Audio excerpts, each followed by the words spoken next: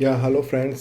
सो आज हम बात करेंगे स्काई गोल्ड लिमिटेड बिजनेस के बारे में। But before proceeding with the analysis of the sky gold, एक डिस्क्लेमर है मेरी तरफ से कि ये जो वीडियो हम बना रहे हैं ये किस लिए बना रहे हैं, क्योंकि काफ़ी रिटेल इन्वेस्टर्स को इन्वेस्ट करना होता है and the only options left with the retail investor is to move ahead with the tips जो ब्रोकर्स की तरफ से मिलती है, उसको न्यूज़ चैनल की तरफ से मिलती है।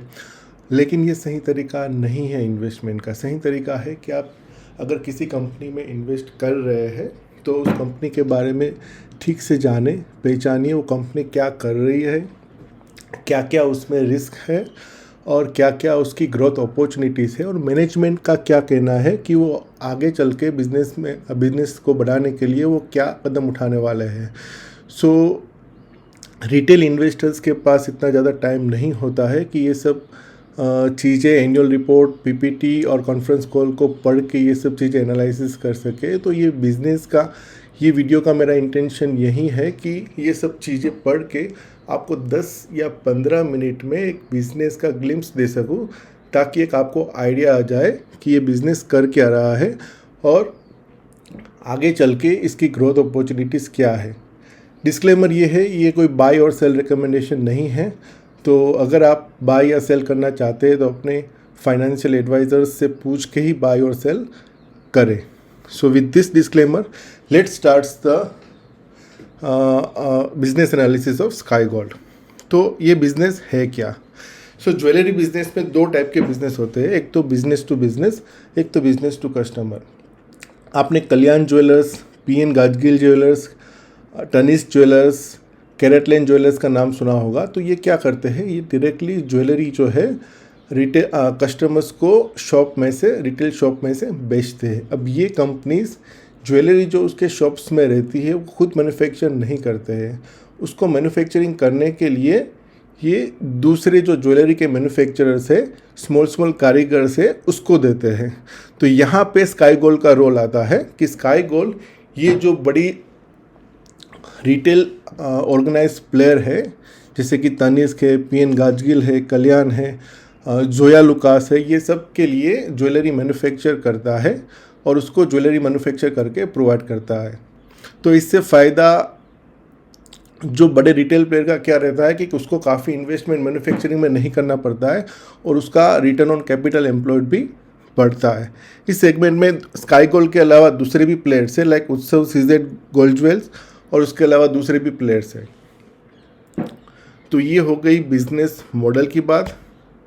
ये सारे स्काई गोल्ड के क्लाइंट्स हैं, कैरेटलेन है, सेनको है, जोया लुकास है, और इसके अलावा इंडिया के अलावा sky gold is also doing business in UAE, middle east, कतार।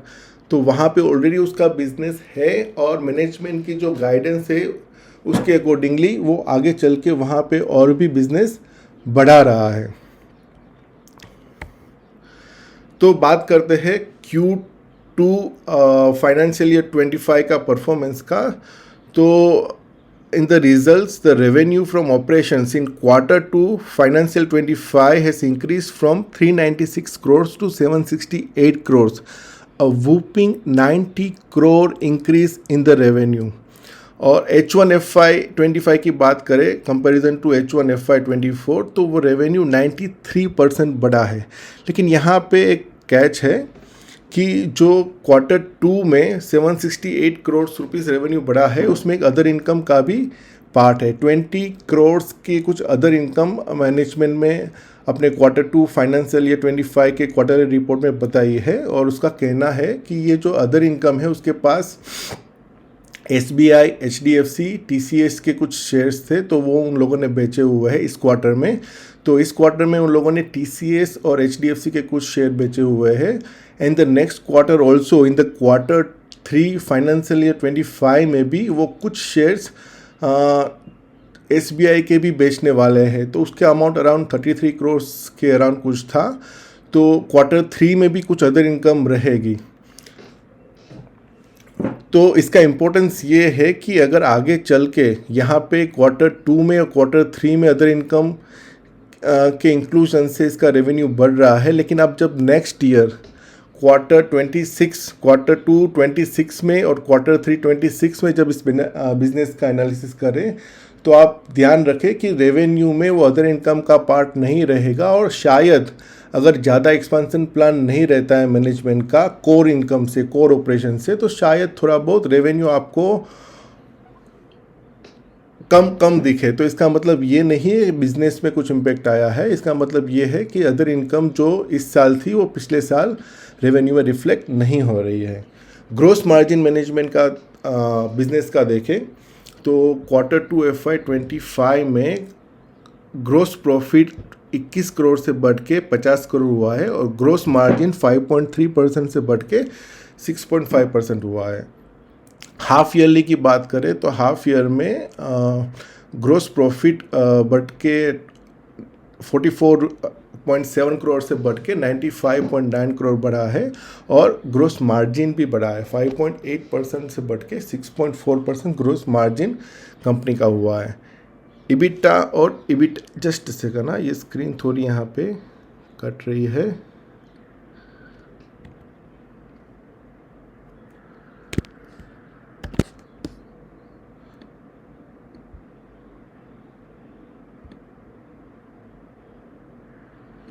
यस, तो इबिटा मार्जिन की बात करें तो इबिटा मार्जिन भी क्वार्टर टू FY24 में 15 करोड़ था। लास्ट ईयर क्वार्टर टू में 15 करोड़ था, वो बढ़ के 40 करोड़ के अराउंड हुआ है, और इबिटा मार्जिन भी बढ़ा हुआ है, और पैट मार्जिन भी काफ़ी बढ़ा हुआ है। पैट मार्जिन आप यहाँ पे देखेंगे पिछले साल 7 करोड़ था और इस साल 36.7 करोड़ आ रहा है। अब यहाँ पे 36.7 करोड़ पैट मार्जिन में अगर आप 20 करोड़ जो अदर इनकम का हमने अभी बात की है वो निकाल देते हैं, फिर भी it comes to around 16 crore which is not less. 7.3 crore से the management has been able to increase the profit after tax to 17 crore. तो ये 405% को निकाल के हम 200 करोड़ हो रहा है, वो भी बिल्कुल कम नहीं है। हाफ ईयर की बात करें तो हाफ ईयर में 18 करोड़ से बढ़ के profit after tax has been increase to 57 crore से whopping 223% of increase from the previous year. आगे चल के हम बात करेंगे कि रेवेन्यू अभी इस साल इतना बड़ा है, आगे चल के कंपनी का क्या प्लान है रेवेन्यू बढ़ाने के लिए, मार्जिन बढ़ाने के लिए और प्रॉफिट आफ्टर टैक्स बढ़ाने के लिए।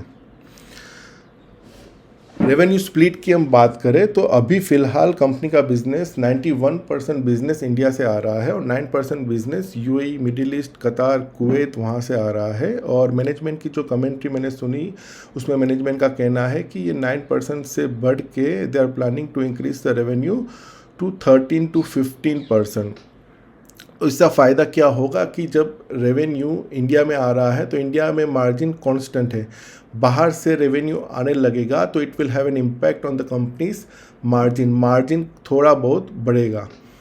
वॉल्यूम की अगर हम बात करते हैं, वॉल्यूम मतलब कितने KG of gold per month sky gold बना रहा है, तो पिछले साल 250 किलो गोल्ड का वॉल्यूम स्काई गोल्ड ने बनाया था, वो बढ़ के 38% बढ़ के अभी हो गया है 345 किलोग्राम पर मंथ। और अभी स्काई गोल्ड की जो मैनेजमेंट में कमेंट्री दी है वो अभी इसकी जो कैपेसिटी है वो अराउंड 700-750 के अराउंड है टोटल कैपेसिटी, और इसमें से अभी 40% कैपेसिटी यूटिलाइज हो रही है और आगे चल के they are planning to utilise the full capacity that they are having at present. Competitive advantage की बात करें तो स्काई गोल्ड का पूरा मैन्युफैक्चरिंग एक ही जगह पे होता है, मुंबई में उसका बिगेस्ट मैन्युफैक्चरिंग प्लांट है और they are using the latest technology like 3D printing machines from Germany, Italy and United States.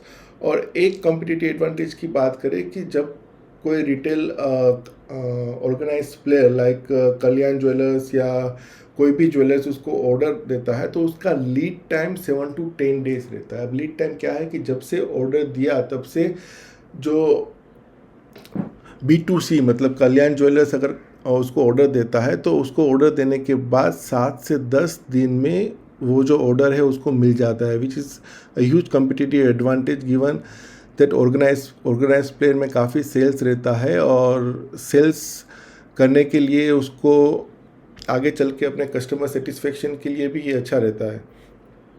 और उसका R&D अच्छा है, R&D वो कंटिन्यूसली रिसर्च एंड डेवलपमेंट करते रहते हैं और जो उसके प्रमोटर्स के पास पूरे 50 साल का एक्सपीरियंस है। This is the glimpse of Navi Mumbai facility, जो उसका मैन्युफैक्चरिंग प्लांट है मुंबई में, उसका एक छोटा सा ग्लिम्स जो कंपनी ने अपने इन्वेस्टर प्रेजेंटेशन में दिया हुआ था। So just you can get an idea about the manufacturing facility of sky gold. इस क्वार्टर में कॉन्फ्रेंस कॉल में जो मैनेजमेंट ने गाइडेंस दी है, रेवेन्यू क्या क्या वो करेंगे जिससे आगे चल के उसका रेवेन्यू ग्रोथ हो, इसके ऊपर अब अभी हम बात करेंगे। तो इंडिया में ज्वेलरी मार्केट अराउंड $90 बिलियन के अराउंड है। अगर हम उसको रुपीस में कन्वर्ट करें then it comes to around 7,62,000 rupees. और आगे चल के भी ये जो पूरा मार्केट है वो 12 to 15% से बढ़ रहा है। और रिटेल ज्वेलरी मार्केट है पिछले एक दशक से, पिछले 10 से 15 साल में शिफ्ट ये हो रहा है कि पूरा रिटेल ज्वेलरी मार्केट है वो ऑर्गेनाइज प्लेयर से शिफ्ट होके और अनऑर्गेनाइज प्लेयर से शिफ्ट होके पूरा ऑर्गेनाइज्ड प्लेयर की तरफ बढ़ रहा है। And that is the reason कि जो 10-15 साल पहले तनिष्क जो 3 से 4 शोरूम के साथ स्टार्ट हुआ था और आज पान इंडिया में उसके बहुत सारे स्टोर्स अभी अवेलेबल हैं।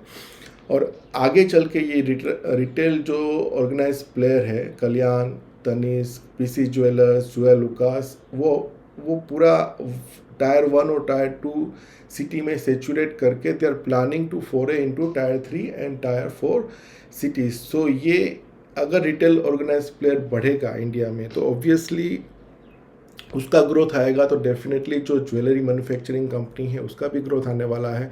सो this will be a huge Tailwind for this company. और इस क्वार्टर में देखेंगे तो ये क्वार्टर 2 FY25 के बारे में हम बात कर रहे हैं। नेक्स्ट क्वार्टर में वेडिंग सीजन्स हैं और एस्टिमेट्स का माने तो आगे चल के 48 lakhs wedding has been plan in this year. So this will be a huge boost for this company.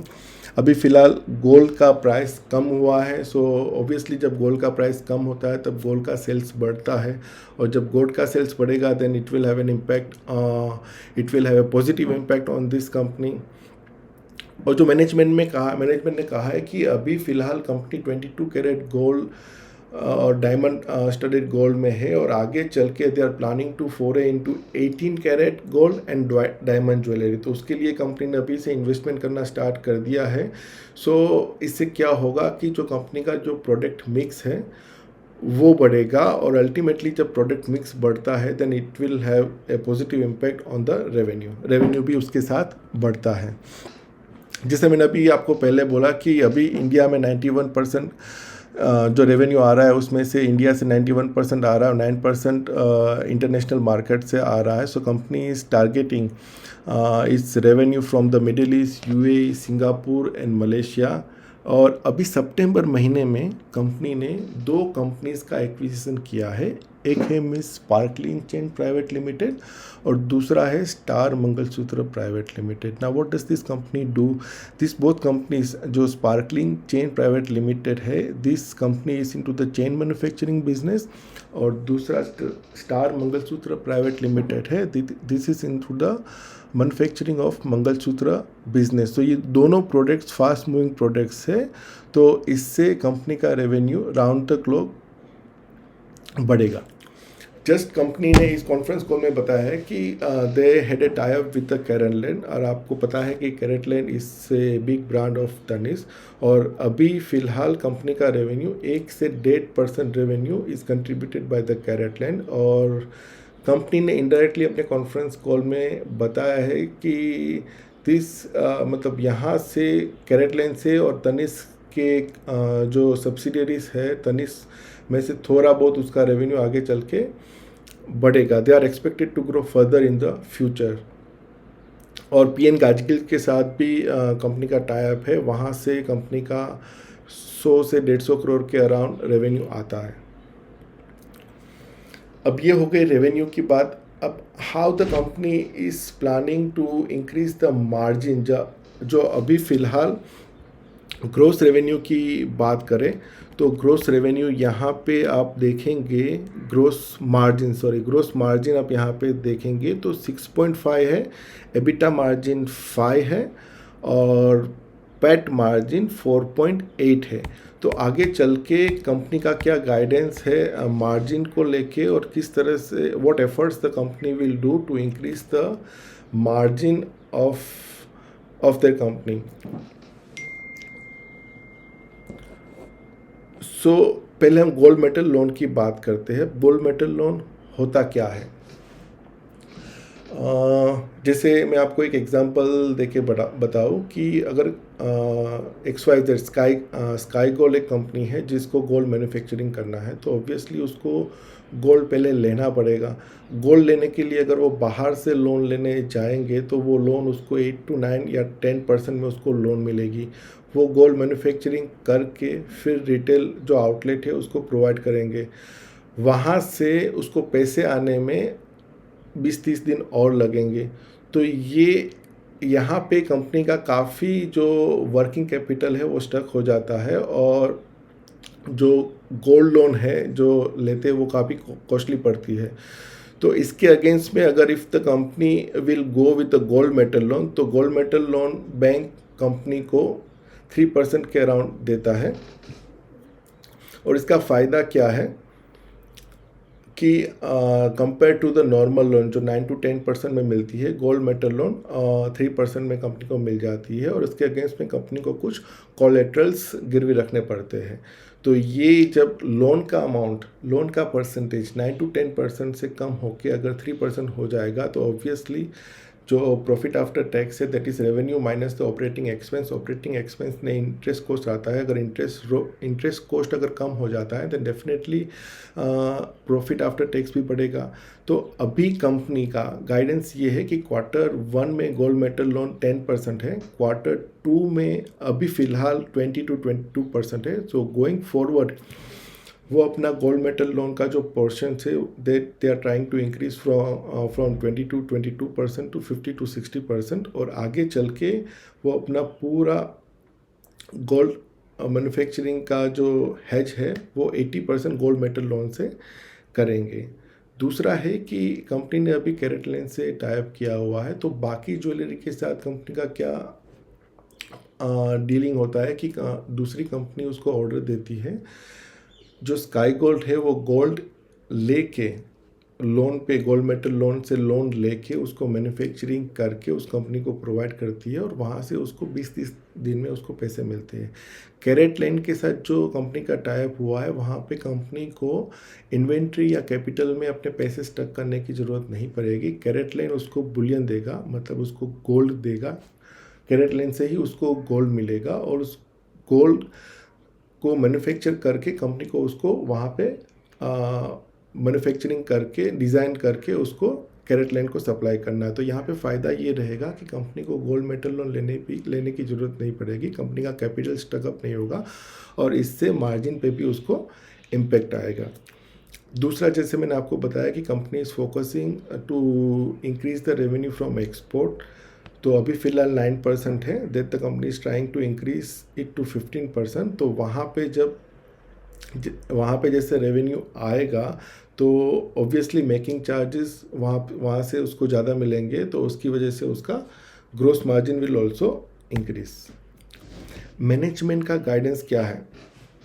अभी फ़िलहाल अगर हम बात करें हाफ ईयर में ही, यहाँ पे अगर आप देखेंगे हाफ ईयर में ही कंपनी ने 1500 करोड़ का रेवेन्यू अभी कर लिया है, और अभी जो कंपनी गाइडेंस दे रहा है कि इस साल नेक्स्ट क्वार्टर में they are expecting the revenue of 1000 crore. अब 1000 crore 750 from the company standalone business and 250 crore from the company subsidiary, जो मैंने अभी आपको बताया कि ये जो स्पार्कलिंग चेन है और स्टार मंगलसूत्र जो कंपनी ने अभी एक्वायर किया है, तो 1000 करोड़ नेक्स्ट क्वार्टर का, क्योंकि ये मैरिज सीजन्स है तो वहाँ से obviously the revenue will be higher compare to the previous 2 quarter. तो 1500 करोड़ लास्ट 2 क्वार्टर का, 1000 करोड़ इस क्वार्टर का, और उसके नेक्स्ट क्वार्टर का भी अगर आप 500 to 600 गिने तो आराम से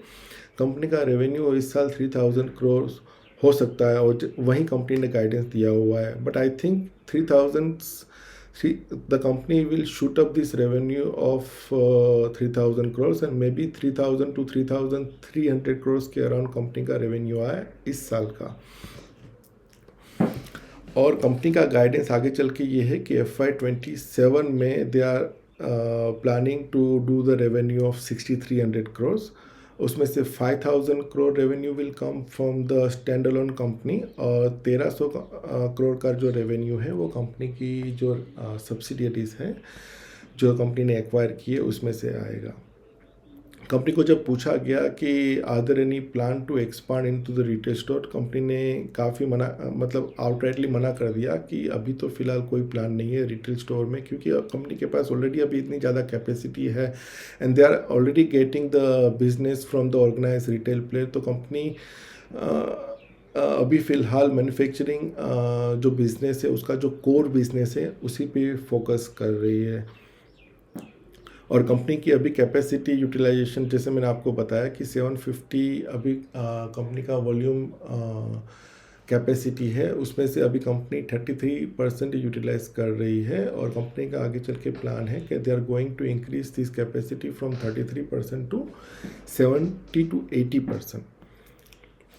तो अभी जैसे मैंने आपको बताया 750 किलोग्राम जो कंपनी के मेन कैपेसिटी है, और जो 2 सब्सिडियरी है उसका कैपेसिटी है 300 किलोग्राम। तो वो बढ़ा के आगे चल के कंपनी का गाइडेंस है कि FY26 में वो बढ़ा के 550 to 600 kg volume per month बढ़ाएगी।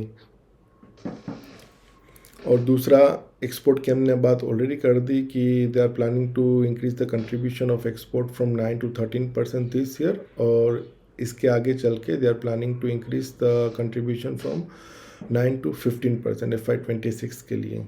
कंपनी का गाइडेंस एबिटा, ग्रोस मार्जिन और पैट के बारे में ये है कि they will keep the gross margin of the company to 6.5%, they will keep the EBITDA margin to 5.5% for this year, and profit after tax का मार्जिन इस साल के लिए कंपनी का गाइडेंस है 3.5%, बट गोइंग फॉरवर्ड आगे चल के the company is expecting that profit after tax will become 4%। Valuation analysis ये है कि आज की डेट पे जब मैं ये वीडियो रिकॉर्ड कर रहा हूँ तो कंपनी का मार्केट कैप है 6300, और अभी इस साल के लिए कंपनी का रेवेन्यू गाइडेंस है 3000 करोड़, और अगर 3.5% प्रॉफिट आफ्टर टैक्स के गाइडेंस की अगर हम बात करें तो प्रॉफिट आफ्टर टैक्स आता है 105 करोड़। और अगर हम 105 को यहाँ पे 105 को मैंने ये प्रॉफिट आफ्टर टैक्स कैसे निकाला है, जो 3000 है इक्वल 3000 इनटू जो प्रॉफिट आफ्टर टैक्स का गाइडेंस है 3.5%, उसके साथ इसको मल्टीप्लाई कर दिया है 3.5%, तो ये आता है प्रॉफिट आफ्टर टैक्स 105 करोड़। और इस साल के लिए अगर हम कंपनी के गाइडेंस के अकॉर्डिंग जो रेवेन्यू आता है उसके अकॉर्डिंगली अगर हम देखते हैं तो पी होता है 60, और अगर जैसे मैंने आपको बताया कि कंपनी ने ऑलरेडी लास्ट 2 क्वार्टर में इंक्लूडिंग दिस क्वार्टर 1500 करोड़ का रेवेन्यू ऑलरेडी कर लिया है, और नेक्स्ट ईयर में company is projecting a revenue of 1000 crore, तो शायद ये रेवेन्यू 3300 करोड़ भी हो सकता है। तो अगर हम 3300 करोड़ रेवेन्यू लेके प्रॉफिट आफ्टर टैक्स कैलकुलेट करते हैं then it comes to around 106 crore, और उसके अकॉर्डिंगली कंपनी का पी आता है इस साल का 55। आगे चल के कंपनी का जो गाइडेंस है कि they are planning to do the revenue of 6300 crore, और प्रॉफिट आफ्टर टैक्स मार्जिन भी they are planning to increase to 4%। तो अगर हम इस मार्जिन से अगर हम प्रॉफिट आफ्टर टैक्स कैलकुलेट करते हैं 6300 into 4%,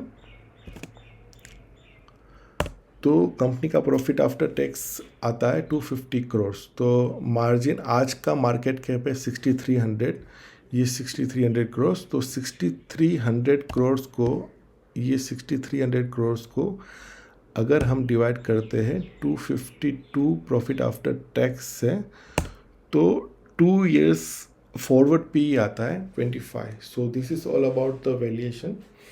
so this was all about the business analysis of sky gold company, जिसमें हमने आपको बताया कि बिजनेस क्या, स्काई गोल्ड का बिजनेस क्या है और मैनेजमेंट का गाइडेंस रेवेन्यू को बढ़ाने के लिए क्या है, एबिटा मार्जिन को बढ़ाने के लिए क्या है, और आगे चल के उसका प्रॉफिट आफ्टर टैक्स क्या रहेगा। और हमने जो मैनेजमेंट का जो गाइडेंस आया था वहीं रख के आपको वैल्यूएशन निकाल के दिया हुआ है। So if you like this video, do like and share this video to your friends.